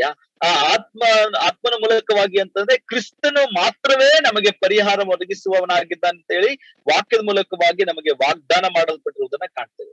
So Jesus dying and shedding blood is the answer for all our problems. ನಮ್ಮ ಎಲ್ಲಾ ಸಮಸ್ಯೆಗಳಿಗೂ ಒಂದೇ ಒಂದು ಪರಿಹಾರ, ಅದು ಯೇಸು ಸ್ವಾಮಿ ಕಲ್ವಾರಿ ಶಿಲುಬೆಯಲ್ಲಿ ತನ್ನ ಪ್ರಾಣವನ್ನು ಕೊಟ್ಟು ರಕ್ತವನ್ನು ಸುರಿಸುವುದ್ರ ಅದೊಂದೇ ಪರಿಹಾರ ನಮ್ಮ ಎಲ್ಲಾ ಸಮಸ್ಯೆಗಳು. So they have no choice to find out. They have no choice going around to find out the answer, even though the answer was in their heart already. ಅನೇಕರಿಗೆ ಈ ವಿಷಯವನ್ನ ಅರ್ಥ ಮಾಡಿಕೊಳ್ಳದೆ ಅವರು ಅಲ್ಲಿ ಇಲ್ಲಿ ತಿರುಗಾಡಿಕೊಂಡು ಪರಿಹಾರ ಹುಡುಕ್ಬೇಕು ಅಂತ ಹೋಗ್ತಾ ಇದ್ದಾರೆ. ಆದ್ರೆ ಅವರಿಗೆ ಅರ್ಥನೇ ಆಗ್ತಾ ಇಲ್ಲ. ಅವರ ಒಳಗಡೆ ಇರುವಂತ, ಅವರ ಅಂತರಂಗದಲ್ಲಿ ಇರುವಂತ ಕ್ರಿಸ್ತನೇ ಇದಕ್ಕೆಲ್ಲ ಪರಿಹಾರವಾಗಿದೆ ಅನ್ನೋದನ್ನ ಅವರು ಅರ್ಥ ಮಾಡ್ಕೊಳ್ತಾ ಇಲ್ಲ. Even though they are believing in Christ, even though they are saved from the Christ, but they don't know the Christ is the answer for their life. ಅನೇಕ ಸಾರಿ ಅರ್ಥ ಮಾಡ್ಕೊಳ್ಳಿಕ್ಕೆ ಅವರು ಸಾಧ್ಯವಾಗ್ತಾ ಇಲ್ಲ. ಏನಂತ ಹೇಳಿದ್ರೆ ತಮ್ಮ ಸಮಸ್ಯೆಗಳಿಗೆ, ತಮ್ಮ ಕಷ್ಟಗಳಿಗೆ, ತಮ್ಮ ಎಲ್ಲಾ ತೊಂದರೆಗಳಿಗೆ ತನ್ನ ಒಳಗಡೆ ಇರುವಂತ ಕ್ರಿಸ್ತನೇ ಪರಿಹಾರವಾಗಿದ್ದಾನೆ ಅನ್ನುವಂತ ವಿಷಯವನ್ನ ಅರ್ಥ ಮಾಡಿಕೊಳ್ಳದೆ ಬೇರೆ ಎಲ್ಲಾ ಕಡೆ ತಿರುಗ್ತಾ ಇದ್ದಾರೆ.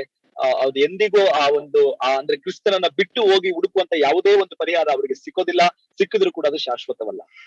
The next reason the even Christians are following that kind of people is Christians don't know to enjoy Christ is the answer of their problem.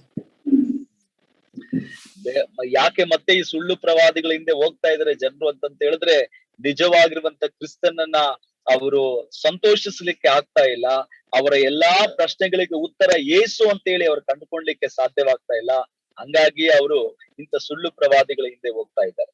ಒಂದ್ ವೇಳೆ ಅವರು ಕ್ರಿಸ್ತನೇ ನಮ್ಮ ಪ್ರಶ್ನೆಗಳಿಗೆ ಉತ್ತರ ಅಂತ ಹೇಳಿ ಅವ್ರು ಕಂಡುಕೊಳ್ಳೋದಾದ್ರೆ ಅವರು ಕ್ರಿಸ್ತನ ಹಿಂದೆ ಹೋಗ್ತಾರೆ ವಿನಃ ಸುಳ್ಳು ಪ್ರವಾದಿಗಳ ಹಿಂದೆ ಹೋಗೋದಿಲ್ಲ. So they don't know if they confess Christ, they can receive prayer answers. That's why they are going wandering, because they need answer.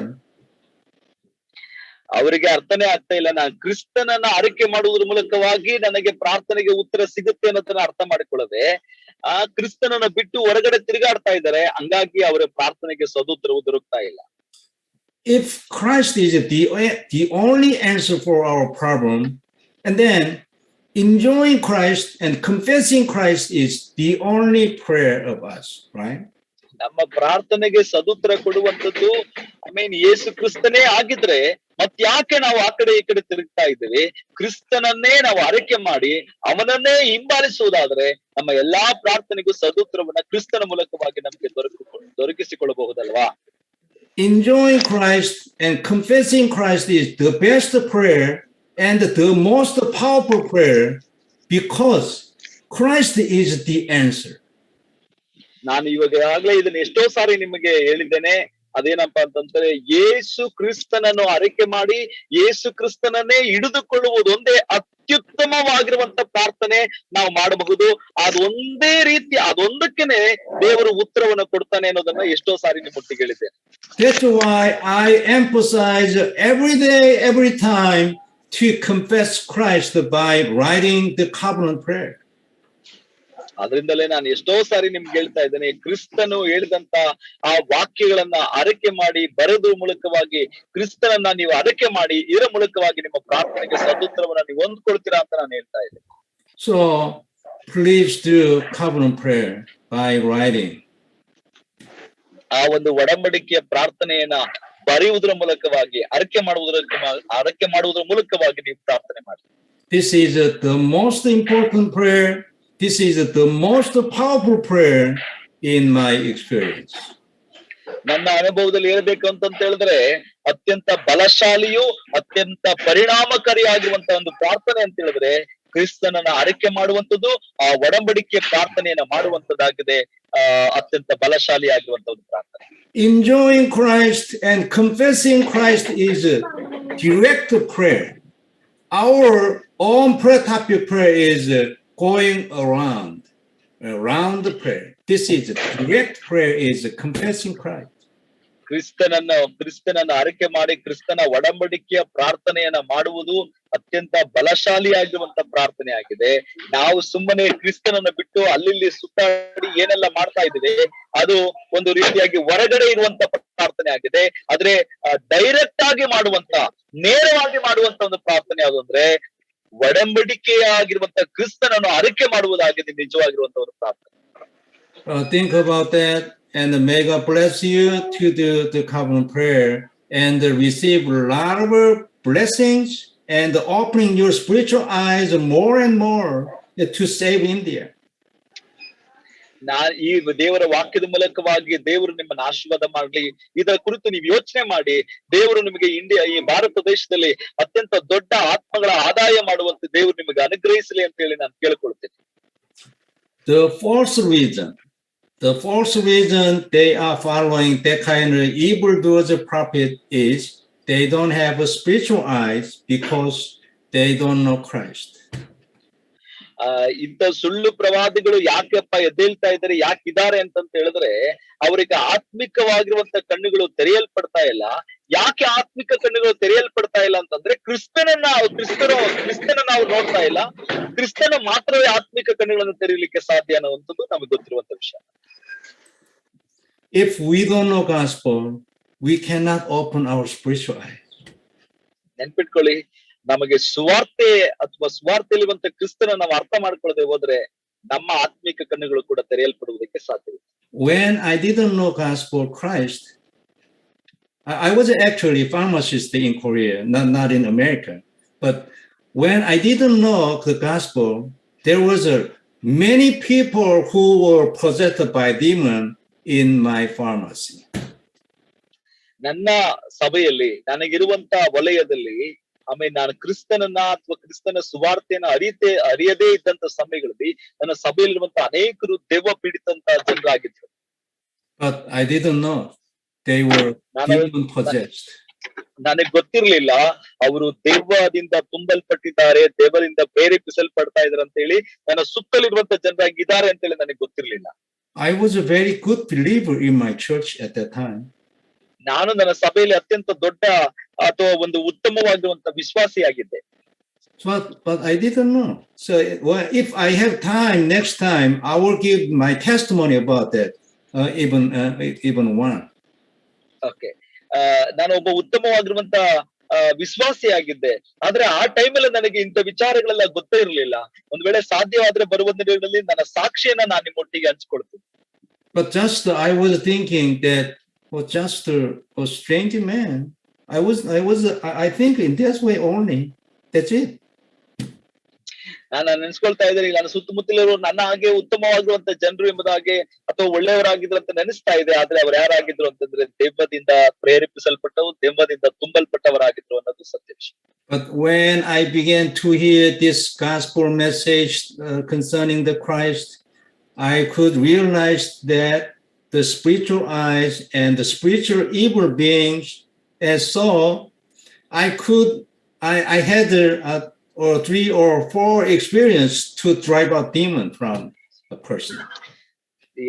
ದೇವ್ರ ನಾಮಕ್ಕೆ ಮಹಿಮೆ ಆಗಲಿ. ಆದ್ರೆ ಯಾವಾಗ ನಾನು ಕ್ರಿಸ್ತನನ್ನ ನನ್ನ ಅನುಭವದ ಮೂಲಕವಾಗಿ ತಿಳ್ಕೊಳ್ಲಿಕ್ಕೆ ಪ್ರಾರಂಭ ಮಾಡಿ ಅರಿಕೆ ಮಾಡ್ಲಿಕ್ಕೆ ಪ್ರಾರಂಭ ಮಾಡುತ್ತೋ, ಆಮೇಲೆ ನಾನು ಇಂಥ ಸುತ್ತಮುತ್ತಲಿರುವಂತ ನನ್ನ ಸಭೆಯಲ್ಲಿರುವಂತ ದೆವ್ವಗಳನ್ನ ಓಡಿಸ್ಲಿಕ್ಕೆ ಪ್ರಾರಂಭ ಮಾಡಿದೆ. ಅನೇಕ ಅನುಭವಗಳು ನನ್ನ ಅನುಭವಕ್ಕೆ ಬಂತು. ಅದಾದ್ಮೇಲೆ when I was driving out demon from a person, I didn't do a lot of prayer and a lot of different things just to relate gospel.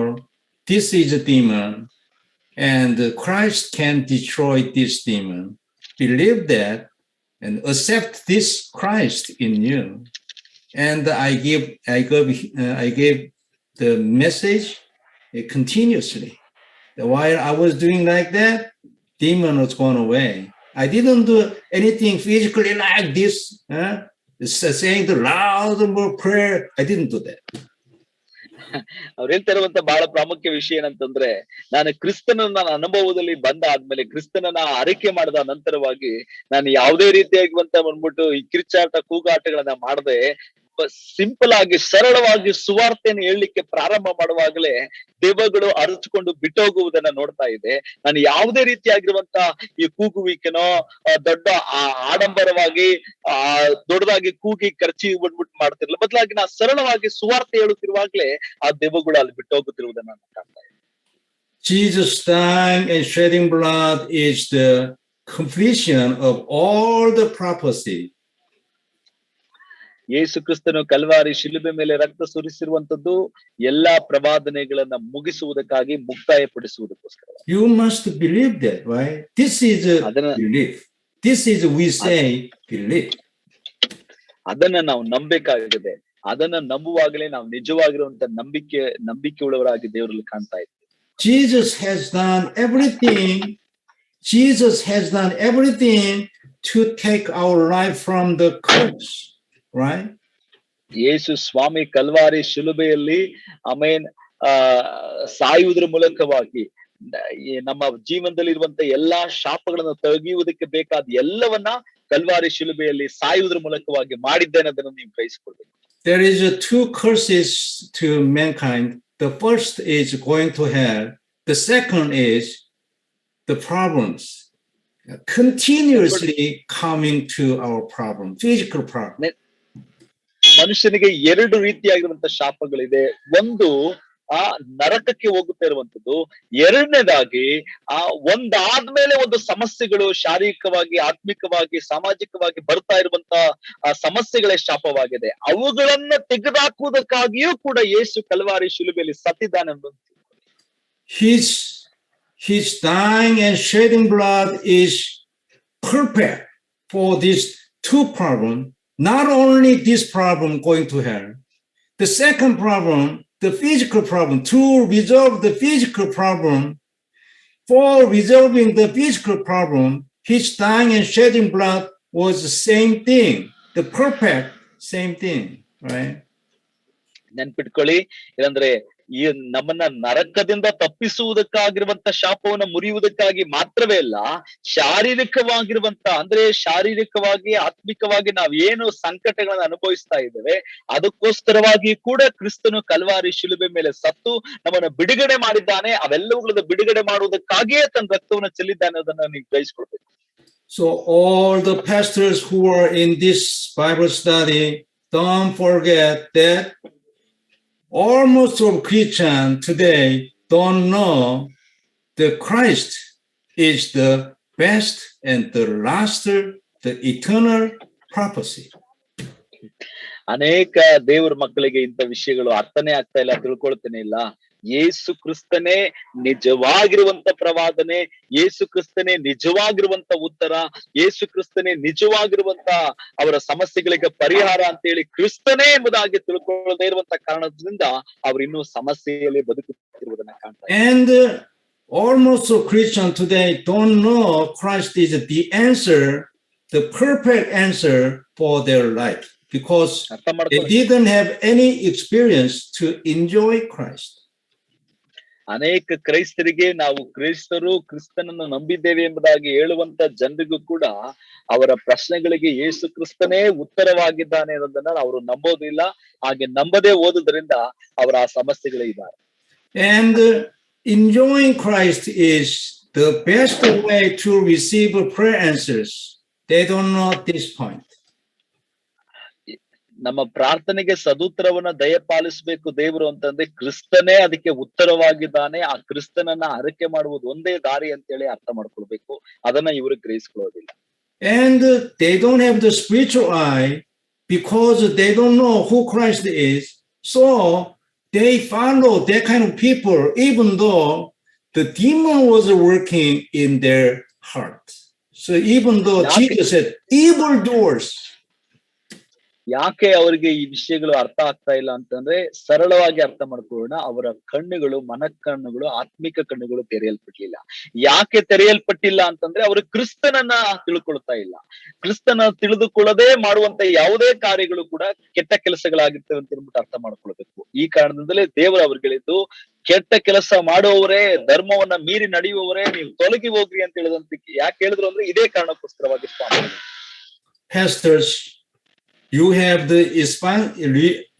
the responsibility to let them open their spiritual eyes by enjoying Christ. That's why you were called by God, right? ದೇವ ಸೇವಕರೇ, ದೇವರು ನಿಮ್ಮನ್ನ ಕರೆದಿದ್ದಾನೆ ಏನಂತ ಹೇಳಿದ್ರೆ, ನೀವು ಹೀಗೆ ಜನರಿಗೆ ಕ್ರಿಸ್ತನನ್ನ ತಿಳಿಯಪಡಿಸುವುದರ ಮೂಲಕವಾಗಿ, ಅವರ ಮನೋನೇತ್ರವನ್ನ ತೆರೆಯಲ್ಪಡುವುದರ ಮೂಲಕವಾಗಿ ಅವರು ಕ್ರಿಸ್ತನನ್ನ ಅನುಭವಿಸ್ಬೇಕಂತ ದೇವರು ನಿಮ್ಮನ್ನ ಕರೆದಿದ್ದಾರೆ. ನಿಮ್ಮ ಕೈಗೆ ಆ ಕೆಲಸವನ್ನ ಕೊಟ್ಟಿದ್ದಾರೆ, ನೀವು ಮಾಡ್ಬೇಕಾಗಿದೆ. And how can you make the people open their spiritual eyes? It is very simple. To relay gospel to them, to relay Christ to them, to explain who Christ is to them. That's it. ಹೇಗೆ ಹಾಗಾದ್ರೆ ನಾವು ಕ್ರಿಸ್ತನನ್ನ ನಾವು ಅವರಿಗೆ ತಿಳಿಯಪಡಿಸಬಹುದು? ಹೇಗೆ ನಾವು ಹಾಗಾದ್ರೆ ಈ ಒಂದು ಸುವಾರ್ತೆಯಲ್ಲಿರುವಂತ ಕ್ರಿಸ್ತನನ್ನ ಅವ್ರಿಗೆ ಹೇಳ್ಬಹುದು ಅಂತ ಹೇಳಿದ್ರೆ, ಬಹಳ ಸರಳವಾಗಿರುವಂತ ವಿಷಯ ಏನಂತಂದ್ರೆ, ಸುವಾರ್ತೆಯನ್ನ ಅವ್ರಿಗೆ ಹೇಳಿ, ಕ್ರಿಸ್ತನ ಕುರಿತಾಗಿರುವಂತ ನಿಮ್ಮ ತಿಳುವಳಿಕೆಯನ್ನ ಅವ್ರಿಗೆ ಹೇಳಿ. ಹೀಗೆ ಹೇಳುವುದರ ಮೂಲಕವಾಗಿ ಅವರ ಆತ್ಮೀಕ ಕಣ್ಣುಗಳನ್ನ ದೇವರು ತೆರೀತಾರೆ. But if you want to be the witness to this point, and then you should have the experience to enjoy Christ by yourself. ನೀವು ಇದನ್ನ ಮಾಡ್ಬೇಕು ಅಂದ್ರೆ ಮೊಟ್ಟ ಮೊದಲನೇದಾಗಿ ನಿಮಗೆ ಆ ಆತ್ಮೀಕವಾಗಿರುವಂತ ಅನುಭವ ನಿಮಗಿರ್ಬೇಕು. ಅವಾಗ ಮಾತ್ರವೇ ನೀವು ಇತರರಿಗೆ ಹೇಳಲಿಕ್ಕೆ ಸಾಧ್ಯವಾಗುತ್ತೆ. ನೀವು ಇತರರು ಕೂಡ ಸಂತೋಷವಾಗುವಂತೆ, ಕ್ರಿಸ್ತನಲ್ಲಿ ಸಂತೋಷವಾಗುವಂತೆ ಮಾಡ್ಲಿಕ್ಕೆ ಸಾಧ್ಯವಾಗುತ್ತೆ. So try the covenant prayer, and then you will see why I am emphasizing the covenant prayer someday. ನೀವು ಅರ್ಥ ಮಾಡ್ಕೊಳ್ಳಿ, ಈ ಒಂದು ಒಡಂಬಡಿಕೆ ಪ್ರಾರ್ಥನೆನ ಅರ್ಥ ಮಾಡಿಕೊಂಡು ನೀವು ಮಾಡ್ಲಿಕ್ಕೆ ಪ್ರಾರಂಭ ಮಾಡುವಾಗ ನಿಮಗೆ ಅರ್ಥ ಆಗುತ್ತದೆ, ನಾನು ಯಾಕೆ ಈ ಒಡಂಬಡಿಕೆ ಪ್ರಾರ್ಥನೆಯನ್ನ ಮಾಡಿ ನಿಮ್ಮ ಜೀವನದಲ್ಲಿ ಪ್ರತಿಫಲ ಕಂಡುಕೊಳ್ಳಿ ಅಂತ ಹೇಳ್ತಾ ಇದ್ದೀನಿ ಅಂತ ಹೇಳಿ ನಿಮಗೆ ನಂತರ ಅರ್ಥ ಆಗುತ್ತೆ. Okay, so I will stop this Bible study here. And do you have any questions? ಇಲ್ಲಿಗೆ ನಾನು ಈ ಸತ್ಯವೇದ ಅಧ್ಯಯನ ನಿಲ್ಲಿಸ್ತಾ ಇದ್ರೆ, ನಿಮ್ಮಲ್ಲಿ ಯಾರಿಗಾದ್ರೂ ಏನಾದ್ರು ಪ್ರಶ್ನೆ ಇರೋದಾದ್ರೆ ದಯಮಾಡಿ ಕೇಳಿ.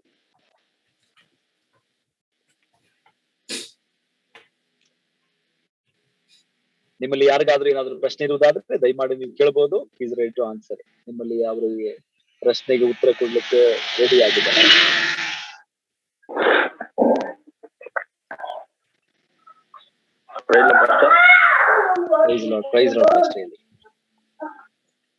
ತುಂಬಾ ಕೃಷ್ಣನ ಬಗ್ಗೆ, ಶಿಕ್ಷಕರ ಬಗ್ಗೆ ತುಂಬಾ ಚೆನ್ನಾಗಿ ಸಂದೇಶವನ್ನ ಟೀಚಿಂಗ್ ಅನ್ನ ಕೊಟ್ಟರು. ಮತ್ತೆ ನಮ್ಮ ಕಣ್ಣಲ್ಲಿ ಇರುವಂತಹ ತೊಲೆಯನ್ನು ಯೋಚಿಸದೆ ಮತ್ತೊಬ್ಬರ ಕಣ್ಣಿನ ಅಲ್ಲಿರುವ ರವೆಯನ್ನ ಯೋಚಿಸ್ತೇವೆ.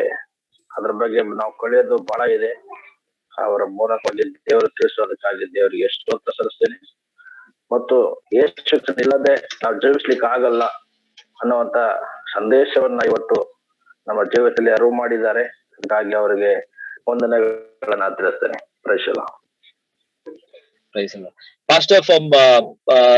Pastor Suresh from Tumkur, he wants to say that he learned today about chapter 6:1 to 1 to 5, what we learn about the fake of a fake that is there in our eye, that has to be removed, and we learn from it, and we want to also learn more about it. And he would like to thank you for the teaching that you gave on regarding that. And also he says that what you taught me, that without Christ we cannot have a blessing. So that is a very interesting part, and we learn more about Christ, he says, Pastor. Okay. Let me say about that again a little bit more. ಅವ್ರು ಕೇಳಿದಂತ ವಿಷಯಕ್ಕೆ ಇನ್ನೂ ಸ್ವಲ್ಪ ವಿವರವಾಗಿ ಹೇಳಲಿಕ್ಕೆ ನಾನು ಇಷ್ಟಪಡ್ತೀನಿ. There is a blessing given by God even out of the Christ.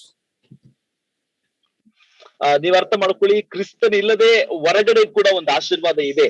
ಅದು This ಕೂಡ is- ದೇವರು ಹೇಳಿದ್ದಾರೆ. As we know, this is the general blessing given to even non-believers.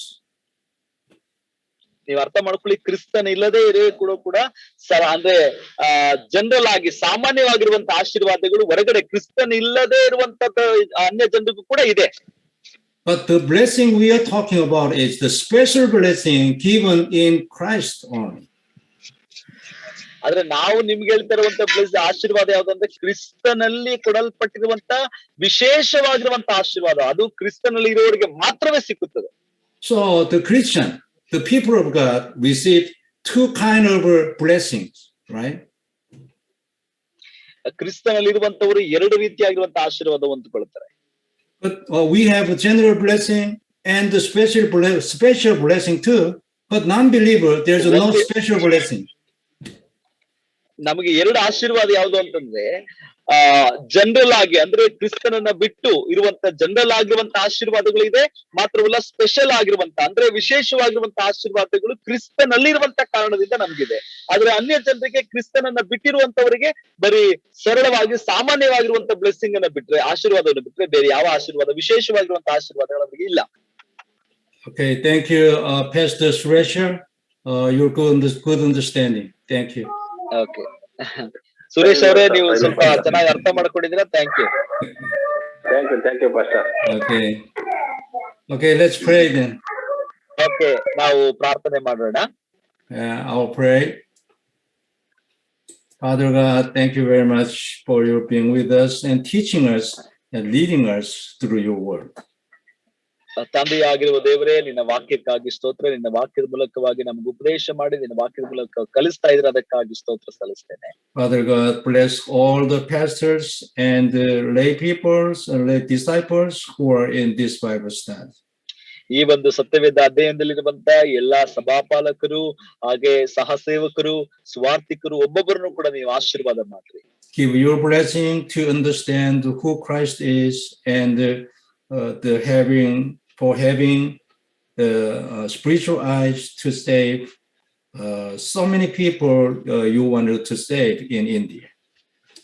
ದೇವರ ಸ್ವಾರ್ಥೆ ಮೂಲಕ ದೇವರ ವಾಕ್ಯದ ಮೂಲಕವಾಗಿ ಈ ಒಂದು ದೇವ ಸೇವಕರಿಗೆ ಭಾರತ ದೇಶದಲ್ಲಿ ಅತ್ಯಂತ ದೊಡ್ಡ ಜನಾಂಗವನ್ನ ದೇವರಿಗಾಗಿ ಗೆದ್ದುಕೊಳ್ಳುವಂತೆ ಅವರ ಆತ್ಮಿಕ ಕಣ್ಣುಗಳನ್ನು ತೆರೆಯ ಮಾಡಿ ಅವರಿಗೆ ಸಹಾಯ ಮಾಡಿ. And Father God, please open a lot of doors of evangelism to us to save people and to relate this gospel to whole the land in India. ಎಲ್ಲಾ ಜನರಿಗೆ ಸುವಾರ್ತೆಯನ್ನು ತಲುಪಿಸುವುದಕ್ಕಾಗುವಂತೆ ನೀನು ಸ್ವಾರ್ಥೆಯ ಬಾಗಿಲುಗಳನ್ನು ಹೆಚ್ಚಾಗಿ ನಮಗೆ ತೆರೆಯ ಮಾಡು. ಹೀಗೆ ಭಾರತ ದೇಶದಲ್ಲಿ ನಾವು ಅನೇಕರಿಗೆ ಸುವಾರ್ತೆಯನ್ನು ಸಾರುವುದಕ್ಕೆ ಸಹಾಯವಾಗಿದೆ. Father God, thank you very much for your giving us the opportunity to hear the correct gospel. ಸರಿಯಾಗಿರುವಂತ ಸ್ವಾರ್ಥೆಯನ್ನ ಕೇಳಿಸಿಕೊಳ್ಳುವುದಕ್ಕಾಗುವಂತೆ ನಿನ್ನ ಮನ ಕಣ್ಣುಗಳನ್ನು ತೆರೆಯ ಮಾಡಿದಕ್ಕಾಗಿ ಇಂಥ ಒಂದು ಸದಾವಕಾಶ ಕೊಟ್ಟಿದ್ದಕ್ಕಾಗಿ ಸ್ತೋತ್ರ ಸಲ್ಲಿಸ್ತೇನೆ. Let us be the witness to the end of India and to the end of the world. ದೇವರೇ ನಮಗೆ ಸಹಾಯ ಮಾಡು. ಭಾರತ ದೇಶದ ಎಲ್ಲ ಮೂಲೆಗಳಲ್ಲಿಯೂ ಪ್ರಪಂಚದ ಎಲ್ಲ ಮೂಲೆಗಳು ನಾವು ಸ್ವಾರ್ಥಿಯಾಗಿಯೂ ಮತ್ತೆ ಸಾಕ್ಷಿಯಾಗಿ ಇರುವುದಕ್ಕೆ ನಮಗೆ ಸಹಾಯ ಮಾಡು. In the name of Jesus, I pray. ಯೇಸುವಿನ ನಾಮದಲ್ಲಿ ಕೇಳಿ ವಂದಿಸಿಕೊಂಡಿದ್ದೇನೆ. Amen. Amen.